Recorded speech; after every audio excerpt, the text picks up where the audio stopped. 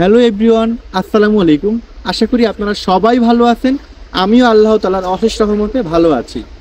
নতুন একটা ভিডিওতে আপনাদের সকলকে স্বাগতম ও অভিনন্দন। আপনারা দেখতে পাচ্ছেন আমার চারপাশে কি পরিমাণ স্নোফল হচ্ছে। তো এই সুন্দরতম দিনে, এই সুন্দরতম পরিবেশে আপনাদেরকে স্বাগতম ও অভিনন্দন। আপনারা জানেন যে আমি শাফিন, কিরগিজস্তানের একটি সরকারি বিশ্ববিদ্যালয়ে চতুর্থ বর্ষ অধ্যয়নরত একজন মেডিকেল শিক্ষার্থী। আজকে আমি আপনাদের মাঝে গুরুত্বপূর্ণ একটা ভিডিও নিয়ে এসেছি, কারণ আগামী 12ই ডিসেম্বর 2025 সালে বাংলাদেশের মেডিকেল ভর্তি পরীক্ষা অনুষ্ঠিত হবে। আর এই মেডিকেল ভর্তি পরীক্ষায় লাখের উপরে শিক্ষার্থী ভর্তি পরীক্ষা অংশ নিচ্ছে। আর সকলের একটা প্রত্যাশা থাকে সে একটি সরকারি মেডিকেল বিশ্ববিদ্যালয়ে চান্স পাবে, অথবা দেশের একটি বেসরকারি বিশ্ববিদ্যালয় যাতে সে পড়তে পারে সেই যোগ্যতা সে অর্জন করবে। কিন্তু দুর্ভাগ্যবশত অনেকের সরকারি বিশ্ববিদ্যালয় বা সরকারি মেডিকেলে চান্স হবে, অনেকের হচ্ছে সরকারি মেডিকেলে চান্স হবে না।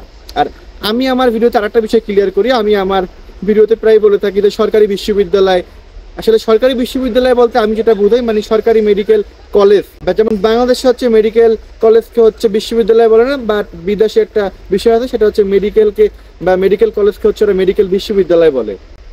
তো আমি যে বিষয়টা নিয়ে আজকে আপনাদের তুলে ধরবো সেটা হচ্ছে মেডিকেল ভর্তি পরীক্ষার পর অনেকে হচ্ছে দেশের বাইরে এমবিবিএস পড়তে আসে, অনেকে হচ্ছে দেশের প্রাইভেট মেডিকেলে ভর্তি হয়। তো আমি আজকে আমার ভিডিওতে বলবো কাদের জন্য হচ্ছে দেশের প্রাইভেটে পড়া উচিত, বা দেশের প্রাইভেট এবং বাইরের প্রাইভেট বা বাইরের সরকারির মধ্যে পার্থক্য কি, বা কি কি সুযোগ সুবিধা কারণে শিক্ষার্থীরা বর্তমানে দেশের বাইরের সরকারি বিশ্ববিদ্যালয় মেডিকেলগুলো হচ্ছে সব থেকে বেশি পছন্দ করে বা এইসব জায়গায় বেশি আসে বা ভর্তি হয়। আপনারা জেনে থাকবেন আমি বিদেশের এমবিবিএস এডমিশন প্রসেস নিয়ে কাজ করে থাকি। হচ্ছে বিভিন্ন সরকারি বিশ্ববিদ্যালয় হচ্ছে ফ্রেশারদের বা নতুন যারা হচ্ছে বাংলাদেশ থেকে হচ্ছে বাইরে এমবিবিএস পড়তে আসবে তাদের হচ্ছে এডমিশন করিয়ে থাকি। তো সেই জন্য আপনাদের উদ্দেশ্যে ভিডিওটা করা, যাতে হচ্ছে আপনার এমবিবিএস ভর্তি পরীক্ষা দেওয়ার পর আপনারা ডিসাইড করতে পারেন কার জন্য হচ্ছে দেশের প্রাইভেট ভালো হবে বা বিদেশের সরকারি ভালো হবে, বা বিদেশের প্রাইভেট বিশ্ববিদ্যালয় মেডিকেলগুলো আপনাদের জন্য ভালো হবে। তো এমবিবিএস ভর্তি পরীক্ষার পর আপনারা হচ্ছে যে কোনো জায়গায় হচ্ছে ভর্তি হওয়ার জন্য আপনি হচ্ছে প্ল্যান করতে থাকবেন, বা হচ্ছে আপনার কেরিয়ার গড়ার জন্য হচ্ছে আপনি দীর্ঘমেয়াদী পরিকল্পনা করবেন। এখন দেশের সাথে দেশের বাইরের মেডিকেলের মধ্যে পার্থক্য কি? এখন দেখেন, আপনি যখন হচ্ছে দেশের একটি সরকারি মেডিকেলে চান্স পাবেন না, তখন আপনি কি ভাবেন যে না আমি একটি বেসরকারি মেডিকেলে ভর্তি হব। বাট আপনার হাতে কিন্তু একটা সুযোগ থাকে কি, আপনি কিন্তু বাংলাদেশের বেসরকারি মেডিকেলে পড়তে যে টাকা লাগে তার থেকেও কিছু কম টাকায় হচ্ছে আপনি কিন্তু বিদেশের সরকারি বিশ্ববিদ্যালয়, প্রথম সরকারি বিশ্ববিদ্যালয় কিন্তু তার থেকে কম খরচে এমবিবিএস কমপ্লিট করতে পারবেন। আর এটাই হচ্ছে সব থেকে বড় একটি পার্থক্য। আপনি যে টাকা দিয়ে বেসরকারিতে পড়তে পারতেছেন সেই টাকা দিয়ে হচ্ছে আপনি বিদেশের সরকারি বিশ্ববিদ্যালয়ে পড়তে পারতেছেন। যে বিশ্ববিদ্যালয়গুলো বাংলাদেশের বেসরকারি বিশ্ববিদ্যালয়ের প্রতিষ্ঠিত হওয়ার বহু বহু বছর আগে থেকে হচ্ছে এই বিশ্ববিদ্যালয়গুলো প্রতিষ্ঠিত, আর এই বিশ্ববিদ্যালয়গুলোর পড়াশোনার মান খুবই ভালো। এখন আসি বাংলাদেশে যেমন একটি বিশ্ববিদ্যালয় মানে বাংলাদেশে একটি বেসরকারি মেডিকেলে ভর্তি হতে গেলে একসাথে যেমন হচ্ছে আপনার হচ্ছে 25 লাখ বা 28 লাখ বা 20 লাখ 22 লাখ টাকা দেওয়া লাগে, বিদেশের সরকারি বিশ্ববিদ্যালয়ে ভর্তি হতে গেলে বা বিদেশের বেসরকারি বিশ্ববিদ্যালয় মেডিকেল বিশ্ববিদ্যালয়ে ভর্তি হতে গেলে একসাথে এতগুলো টাকা দেওয়া লাগে কিনা? না, আপনার যেমন হচ্ছে বাংলাদেশে ডোনেশন দেওয়া লাগে, বিদেশের সরকারি বিশ্ববিদ্যালয়ে এরকম ডোনেশন দিয়ে ভর্তি হওয়ার লাগে না। আপনার বাংলাদেশের বেসরকারি মেডিকেলে হচ্ছে কোর্স হচ্ছে 5 বছরের, বিদেশের সরকারি এবং বেসরকারি মেডিকেল কলেজে বিশ্ববিদ্যালয় হচ্ছে কোর্স সেম 5 বছরের। এখন বাংলাদেশে হচ্ছে ইয়ার সিস্টেম আর এখানে হচ্ছে সেমিস্টার সিস্টেম। বাংলাদেশে 5টা বছর আর এখানে হচ্ছে 5 বছরে 10টা সেমিস্টার। বাংলাদেশে হচ্ছে আপনার হচ্ছে 5 বছর এমবিবিএস কমপ্লিট করার পর আপনার হচ্ছে আলাদাভাবে 1 বছর ইন্টার্নশিপ করার লাগে। এখানে আমাদের সিস্টেম হচ্ছে আপনি 5 বছরে 10টা সেমিস্টার, আর প্রতি সেমিস্টার 6 মাসে, প্রতি সেমিস্টার শেষে হচ্ছে আপনাকে ইন্টার্নি করানো হয়। আর আপনি যে প্রতি সেমিস্টারে কি শিখলেন বা না শিখলেন আপনি হচ্ছে ওইটা হচ্ছে ইন্টার্নশিপে যে কভার করতে পারতেছেন, ভালোভাবে শিখতে পারতেছেন। সেক্ষেত্রে আলাদাভাবে হচ্ছে 5 বছর এমবিবিএস কমপ্লিট করার পর 1 বছর আপনার হচ্ছে আলাদাভাবে সময় ব্যয় করতে হয় না ইন্টার্নি করার জন্য। আর এখানে আমি মনে করি সব থেকে বড় একটা পার্থক্য তৈরি করে সেটা হচ্ছে আপনি যখন প্রতি সেমিস্টারের পড়া বা প্রতি সেমিস্টার ওই সেমিস্টারের পড়া কমপ্লিট করতেছেন এবং ওই সেমিস্টার পর আপনার যদি ইন্টার্নশিপ হতেছে, আপনি কিন্তু সেই ইন্টার্নিতে কিন্তু কি ওই সেমিস্টারে কি পড়লেন বা কি করলেন সম্পূর্ণ কিন্তু কি হাতে কলমে কিন্তু কি আপনি কি শিখতে পারতেছেন। তো এখানে একটি বড় পার্থক্য তৈরি করে। বাংলাদেশের বেসরকারি মেডিকেলে ভর্তি হলে আপনার 18, 20, 25 লাখ টাকা একসাথে দেওয়ার লাগে, আর এখানে আপনার প্রথমবার ভর্তি হতে হলে প্রতিটি ভার্সিটি আলাদা প্যাকেজ থাকে। কোনো ভার্সিটির প্যাকেজ হচ্ছে $5500, কোনো ভার্সিটির প্যাকেজ হচ্ছে $4850, কোনো ভার্সিটির প্যাকেজ হচ্ছে $4000, মানে যেটা হচ্ছে বাংলাদেশি টাকা 5.5 লাখ টাকা বা 5 লাখ টাকা বা 4.5 লাখ বা 4,80,000 মতো পরে প্রতি মুহূর্তে। সেক্ষেত্রে বোঝা যায় কি, মানে ভর্তির সময় বাংলাদেশের মতো হচ্ছে আপনার কোনো সেমিস্টারে হচ্ছে ভর্তির সময় হচ্ছে আপনার 18-20 লাখ টাকা দিতে হবে না। আর সেকেন্ড বিষয় হচ্ছে, মনে করেন বাংলাদেশে আপনার MBBS কমপ্লিট করতে 5 ইয়ার্সে আপনার খরচ হচ্ছে 35 থেকে 40 লক্ষ টাকা। আর বাইরের দেশের বিশ্ববিদ্যালয়গুলোর মানে মেডিকেল বিশ্ববিদ্যালয়গুলো আপনার হচ্ছে MBBS কমপ্লিট করতে যাচ্ছে হচ্ছে আপনার 30 থেকে 32 লক্ষ টাকা, যে টাকাটা হচ্ছে আপনার 5 বছরে আপনি হচ্ছে ভেঙে ভেঙে দিতে পারতেছেন।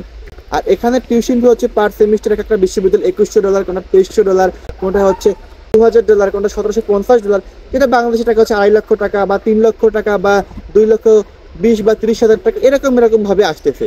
আর আপনার যেটা হচ্ছে, আমি আবারও বলি, আপনি যে 35 লক্ষ বা 40 লক্ষ টাকা বাংলাদেশের বেসরকারি মেডিকেলে ভর্তি হয়ে একসাথেই প্রথম 25 লক্ষ টাকা পে করতেছেন, আর সেখানে হচ্ছে আপনি হচ্ছে প্রতি সেমিস্টারে ভেঙে ভেঙে টাকাগুলো দিতে পারতেছেন, যেটা একটা মধ্যবিত্ত ফ্যামিলির জন্য খুবই উপকারে আসে। বা আরেকটা বিষয় হলো, আমাদের এখানে যারা টিচার প্যানেল আছে বা এসব বিশ্ববিদ্যালয়ে যারা হচ্ছে টিচার প্যানেল আছে, এরা খুবই অভিজ্ঞ এবং এরা খুবই কোয়ালিটিফুল সম্পন্ন।